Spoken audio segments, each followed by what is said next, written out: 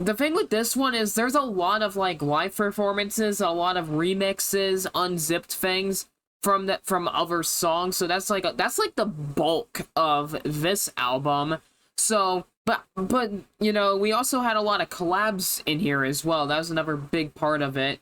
And I mean, one of the songs on here, you know, Van, they had Poppy do the lyrics, and you know, Poppy is she's by no means bad, but I just don't think she really fit the Bad Omens style. Agreed. Agreed. Yeah, I really don't think like they could have had a better choice of someone to take on the vocals. I was kind of disappointed in a way that Noah didn't do any vocals on the song. Like I understand it technically is a Bad Omen song because they did the instrumental behind it and Right, the drumming and guitar work. But I understand Poppy being on the lead vocals because they're under the same record label of Sumerian Records. But right, they could have found someone better to do the lead vocal. right. I just question why it was Poppy, but obviously not being affiliated with the band, it was a very interesting take to have someone who is not an official band member take on the vocal line.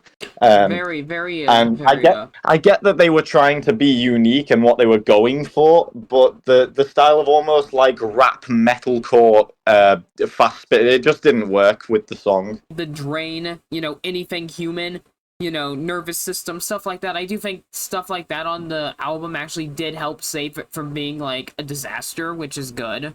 Yeah, it was almost like a crisis averted situation where I guess they knew to sort of win people back with the live performances in a way.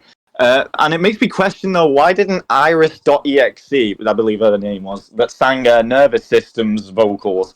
I wonder why she wasn't picked to do the Van vocals. Like, I think the song would have turned out better. I will say, I feel like this album, like this one could have been a disaster. This album was a serious risk for Bad Omens to take, for sure.